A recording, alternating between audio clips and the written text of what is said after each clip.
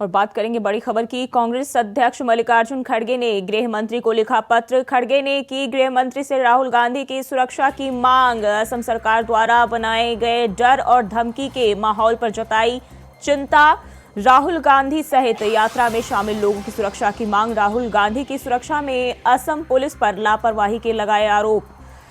तो खड़गे ने राहुल गांधी की सुरक्षा की मांग की है। गृह मंत्री को पत्र लिखकर उन्होंने राहुल गांधी सहित जो कांग्रेस के कार्यकर्ता है इस यात्रा में शामिल, राहुल गांधी की न्याय यात्रा में शामिल, उन सभी के लिए जो है गृह मंत्री से सुरक्षा की मांग की है। असम सरकार को पर उन्होंने डर और धमकी के माहौल बनाए जाने के आरोप लगाया है। साथ ही असम की पुलिस पर भी लापरवाही के खड़गे ने आरोप लगाए हैं। तो राहुल गांधी की सुरक्षा को लेकर कांग्रेस अध्यक्ष मल्लिकार्जुन खड़गे ने चिंता जताई है और इसी को लेकर उन्होंने पत्र लिखा है।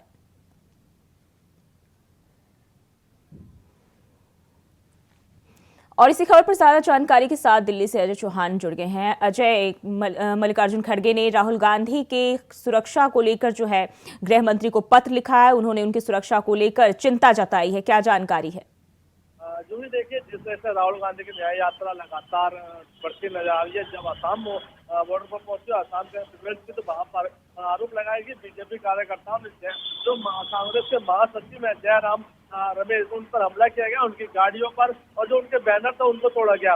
तो इसको लेकर के जो कांग्रेस के राष्ट्रीय अध्यक्ष मल्लिकार्जुन खड़गे, उन्होंने सीधा अमित शाह से राहुल गांधी की सुरक्षा से बात की और सुरक्षा मांगने की बात कही, क्योंकि उससे पहले उनको जय सुरक्षा थी, लेकिन वो जय सुरक्षा आसाम आना चाहती थी, लेकिन वहां पर नहीं आने दिया। तो इसलिए उन्होंने कहा कि हो सकता है राहुल गांधी की रैली, जो न्याय यात्रा निकाली जा रही है, इसमें कहीं ना कहीं घपला होने की संभावना है, क्योंकि जिस तरह से महासचिव पर हमला किया, उनकी गाड़ियों को तोड़ा गया और जो उनके काफिले पर हमला किया गया बीजेपी कार्यकर्ताओं ने, तो कहीं ना कहीं उनकी सुरक्षा में चूक हो सकती है। इससे पहले भी कई ऐसी बातें सामने आई कि राहुल गांधी खुद वीवीआईपी सुरक्षा छोड़कर आम लोगों में चले जाते हैं, वहां भी चूक हुई है। लेकिन इस तरह से जो यात्रा निकाली जा रही है, इसमें कहीं ना कहीं राजनीति सामने आई है। अब देखना यह होगा कि असम पुलिस लगातार उनकी सुरक्षा में है, साथ में क्या अमित शाह को लेटर लिखने के बाद जय सुरक्षा उनको दी जाएगी या नहीं दी जाएगी? जी, असम सरकार द्वारा जो है डर और धमकी का माहौल जो है बताया जा रहा है कांग्रेस की ओर से, क्या है इसके पीछे की सच्चाई? बिल्कुल, जो ही देखिए, अगर बात करें असम और असम में बीजेपी की सरकार है, उससे पहले कांग्रेस से वहां पर थी, लेकिन लगातार बीजेपी राज्य में आने के बाद यात्रा में कहीं ना कहीं घपला ना हो, कहीं चूक ना हो, उसको लेकर के अमित शाह को लेटर लेगा कि अगर हम यहाँ पर कोई घपला होता है या ऐसे हादसा होता है तो इसकी जिम्मेदारी किसकी होगी। तो देखिए, पूरी कार्यकर्ताओं की, पूरी रैली की जिम्मेदारी अब अमित शाह को सौंप दी गई है कि हमें पूरी सुरक्षा दी जाए, ताकि असम से हमारी जो न्याय यात्रा आसानी से निकल पाए। जी, उन्होंने पुलिस पर भी जो है लापरवाही का आरोप लगाया है कांग्रेस अध्यक्ष ने। देखिए, कांग्रेस के बार बार बयान भी आते हैं, कई ऐसे सवाल सामने आते हैं, लेकिन उन्होंने कहा कि मुख्यमंत्री के भाई यहाँ पे सुरक्षा डीजी है, उनकी देख में सारा है, क्योंकि मुख्यमंत्री भी उन्हीं के परिवार का है और यहाँ की जो सुरक्षा वो भी उन्हीं के परिवार की है। तो हमें सुरक्षा मुहैया कराई जाए, अगर कोई घटना होती है तो उसकी जिम्मेदारी कौन लेगा? तो देखिए, इसमें सीधा अमित शाह को, जो कि राज्य की जिम्मेदारी होती है, रूट मैप तैयार किया जाता है कि कहाँ से यात्रा निकलेगी और क्या सुरक्षा दी जाएगी। तो ऐसे में जो हमला हुआ है जयराम रमेश, उसको लेकर के ये सबसे चिंताजनक कि कहीं राहुल गांधी की चूक सुरक्षा में या उनके बेड़े में कोई ऐसा हादसा ना हो, बीजेपी कार्यकर्ता मारा पहुंचे। तो देखिए, पहले ही उन्होंने आगाह किया कि हमें सुरक्षा दी जाए, ताकि हम आसाम से बीजेपी राज्य है वहां पर कोई घटना ना घटे और यात्रा निकाल सके। जी, अगर हम राहुल गांधी की बात कर ले तो वो तो ये कह रहे हैं कि गृह मंत्री के यानी अमित शाह के इशारे पर ही जो ये सारे हमला कराए जा रहे हैं। देखिए, 2024 का मुद्दा है, जो ही लगातार राजनीतिक गरमाई हुई है, सबसे चल की बात कर ले, कई दल बाहर है, कई दल अंदर है, कई शौक इनके साथ है, लेकिन कहीं ना कहीं बीजेपी को या कोई भी पार्टी हो एक दूसरे को बयानबाजी करती है, लेकिन पुलिस का जो नियम होता है, पुलिस का सिस्टम होता है, वो सुरक्षा देना होता है, ताकि कोई भी चूक ना है। क्योंकि इस समय राहुल गांधी न्याय यात्रा पे है और बीजेपी के बड़े नेता माने जाते हैं, तो ऐसे में चाहे किसी भी राज्य की सरकार को होना, चाहे किसी की पार्टी सरकार को होना है, उसकी जिम्मेदारी बनती है। लेकिन जो तत्व होते हैं, कुछ उदंग लोग होते हैं, जो ऐसी हरकतें कर जाते हैं ताकि पार्टियों को बदनाम किया जाए या पार्टी में कोई घपला हो, ऐसी स्थिति में देखिए असम पुलिस और सीएम की ओर से बयान आया कि ऐसा कोई घटना सामने नहीं आएगी, ना ही होगी। तो देखिए, कहीं ना कहीं सुरक्षा की या उनको जेल सुरक्षा दी जाएगी या नहीं दी जाएगी, अभी अमित शाह के लेटर के बयान के बाद ही सामने इसमें हो पाएगा। जी, खबर ये भी है कि Z+ सुरक्षा के बावजूद जो है वहाँ की जो पुलिस है, राज्य की पुलिस, वो इनको लेकर जो है आनाकानी बरत रही है, इनको लेकर लापरवाही अपनी दिखा रही है। देखिए, अब ये तो मतलब हम जानते हैं ना, कोई जानता है, ये तो वहाँ की पुलिस जानती है। अगर बयान आती है और जैसे सुरक्षा पुलिस जब होती है तो पूरी व्यवस्था तैयारी रहती है, ताकि उसके बाद कोई भी व्यक्ति आ नहीं पाएगा जब तक उनकी परमिशन नहीं होगी। तो ऐसे में बयानबाजी करना कहीं ना कहीं देखिए कांग्रेस लगातार घेरती नजर आती है, और देखना यही होगा कि आखिरकार जो सुरक्षा में क्या चूक होगी या नहीं, इसका संज्ञान लिया जाएगा। जिन लोगों ने इस तरह घटना की है उन पर FIR भी की जा रही है। यानी कहीं ना कहीं जो उधर लोग थे जो उन्होंने गाड़ी पे हमला किया, उनके बैनर फाड़े, उन पर असम पुलिस एक्शन ले रही है। अब देखना यही होगा कि आखिरकार कांग्रेस वहां से किस तरह से अपनी बयानबाजी या न्याय यात्रा निकालती है। जी, खड़गे ने ये भी इस पत्र में दावा किया है कि सरकार द्वारा सुनियोजित तरीके से इस यात्रा को संचालित नहीं करने दिया जा रहा है। यात्रा को लेकर जो है सरकार कहीं न कहीं जो है अपना रवैया अलग ही दिखा रही है। देखिए, यात्रा निकाली जा रही है शांतिपूर्ण, अभी तक वही यात्रा है, लेकिन असम में जब एंट्री की गई तो वहां आते ही यह घटनाएं सामने आने लगी। तो ये सबसे बड़ा सवाल है कि अभी तक कई दिन उनकी यात्रा को होगा, लेकिन असम में एंट्री करने के बाद इस तरह की घटनाएं सामने आई।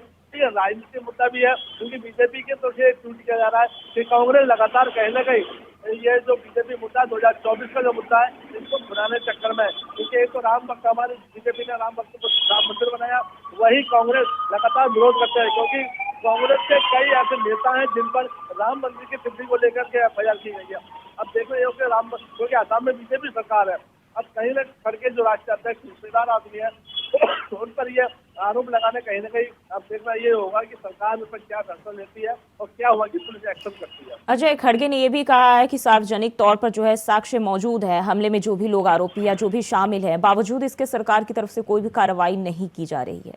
देखिए, उधर से जो असम पुलिस अफसर भी ट्वीट किया गया है कि उन्होंने FIR की गई, जिससे हमला किए गए हैं, जो वीडियो है वो भी सामने आई है।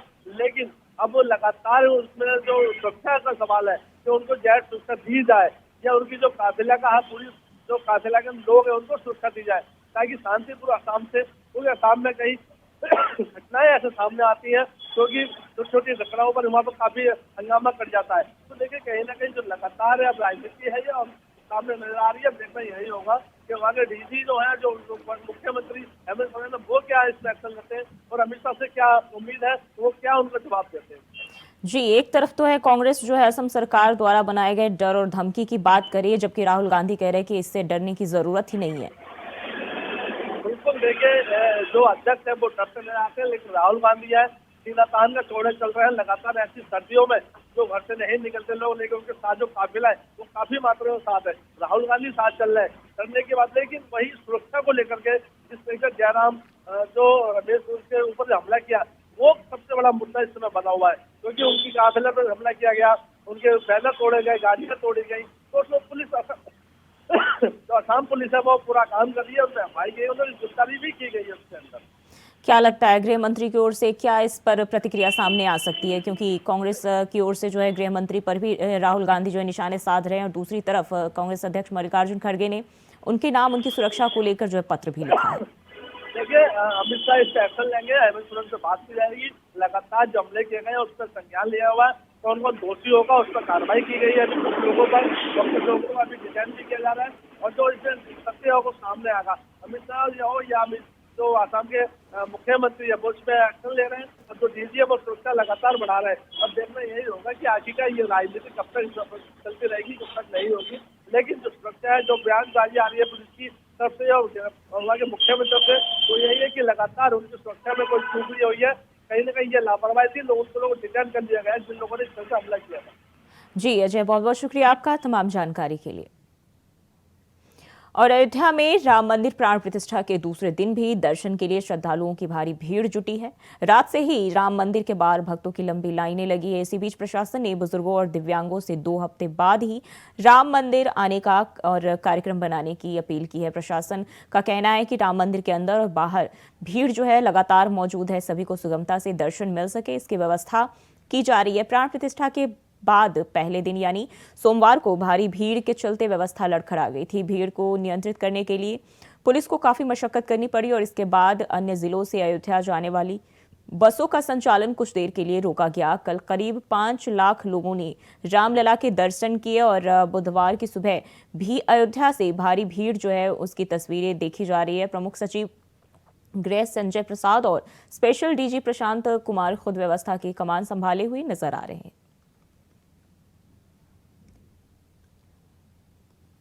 यहाँ सभी लोग यहाँ पे मौजूद हैं और मैं और हमारे प्रमुख सचिव गृह यहाँ खुद व्यवस्थाओं को देखने के लिए भेजे गए हैं शासन के द्वारा।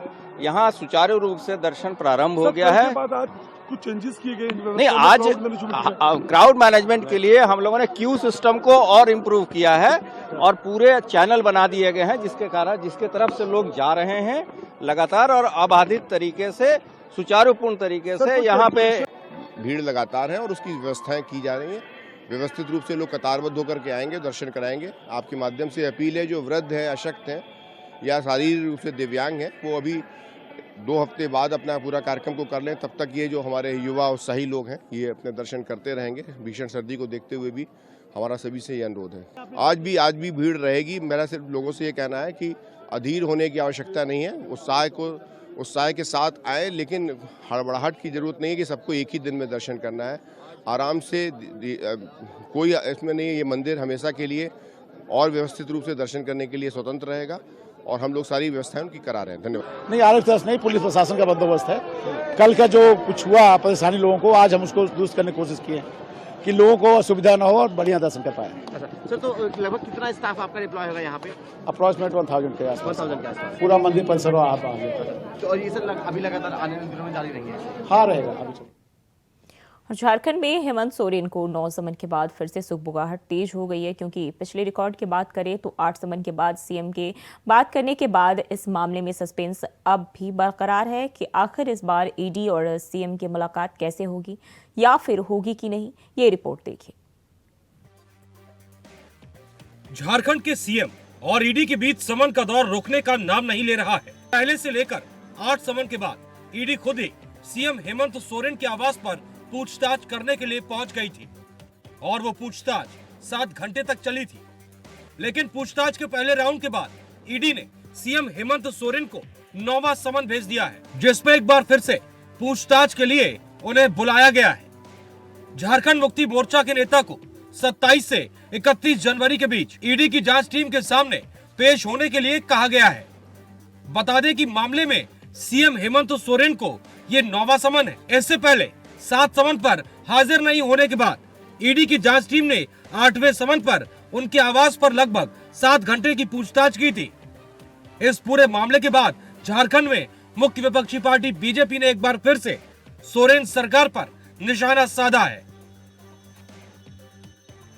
शनिवार को पूछताछ के बाद हेमंत सोरेन अपने घर के बाहर जेएमएम समर्थकों को संक्षिप्त संबोधन में कह रहे थे कि हम विपक्ष की साजिश की जाल को भेदते हुए आगे बढ़ रहे हैं।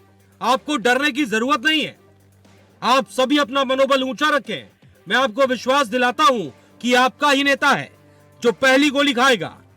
वहीं ईडी को 9वें समन के बाद झारखंड की सरकार में शामिल कांग्रेस बीजेपी को घेर रही है। सोरेन के खिलाफ ईडी की जांच रांची के बजरा इलाके में 7.16 एकड़ जमीन के एक पार्सल के स्वामित्व से जुड़े कथित भूमि घोटाले से संबंधित है। यह आरोप है कि भूमि पार्सल सेना की भूमि की कथित अवैध बिक्री से हुई आय से हासिल किया गया था। हालांकि सोरेन सरकार ने कहा कि मामला स्पष्ट नहीं है और उनकी संपत्ति का विवरण पहले से ही सार्वजनिक है। वहीं केंद्रीय जांच एजेंसी ने इस मामले में अब तक 14 लोगों को गिरफ्तार किया है। गिरफ्तार किए गए आरोपियों में 2011 बैच के आईएएस अधिकारी छवि रंजन, भानु प्रताप प्रसाद, व्यवसायी अमित अग्रवाल और विष्णु अग्रवाल शामिल हैं। छवि रंजन राज्य के समाज कल्याण विभाग के निदेशक और रांची के डिप्टी कमिश्नर के रूप में काम कर चुके हैं। विष्णु अग्रवाल का रांची में अपना शॉपिंग मॉल है। बहरहाल मामला जो भी हो, लेकिन झारखंड में सीएम और ईडी के बीच समन वॉर रुकने का नाम नहीं ले रही है। 8वें समन के बाद सीएम सोरेन पूछताछ के लिए पेश नहीं हुए। अंत में ईडी को ही सीएम आवास पर पूछताछ के लिए जाना पड़ा। ऐसे में बड़ा सवाल यह है कि 8 समन की अवहेलना करने के बाद क्या 9वें समन के बाद भी सीएम हेमंत सोरेन पेश होंगे या 9वां समन भी पहले की तरह बेकार ही रहेगा। Bureau report, India voice.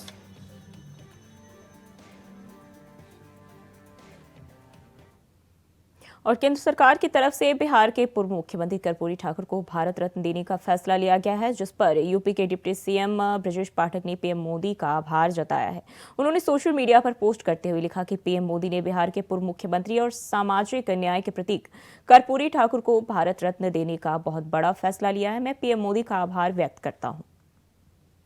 देखिए, आदरणीय प्रधानमंत्री नरेंद्र मोदी जी ने बहुत बड़ा काम किया है। सामाजिक न्याय के मसीहा, पिछड़ों के सर्वमान्य बड़े पुरोधा, उनको भारत रत्न देकर के आदरणीय प्रधानमंत्री नरेंद्र मोदी जी ने वास्तव में बहुत बड़ा फैसला लिया है। मैं आदरणीय प्रधानमंत्री नरेंद्र मोदी जी का हृदय से आभार प्रकट करता हूं उत्तर प्रदेश के 25 करोड़ लोगों की तरफ से। और ये निर्णय ये दर्शाता है कि आदरणीय प्रधानमंत्री जी वास्तव में सर्वमान्य नेता हैं और जिस ढंग से कर्पूरी ठाकुर जी का पूरा जीवन पिछड़ों की सेवा में, बैकवर्ड क्लास की सेवा में और दबाए गए, कुचले गए, पछाड़े गए लोगों के जीवन में उन्नयन लाने के लिए बीत गया और आज तक किसी भी सरकार ने इस प्रकार का सम्मान उनको देने के बारे में नहीं सोचा। मैं आदरणीय प्रधानमंत्री नरेंद्र मोदी जी का बारंबार अभिनंदन करता हूं और बधाइयां देता हूं। पूरे प्रदेशवासियों को, देशवासियों को शुभकामनाएं देता हूं।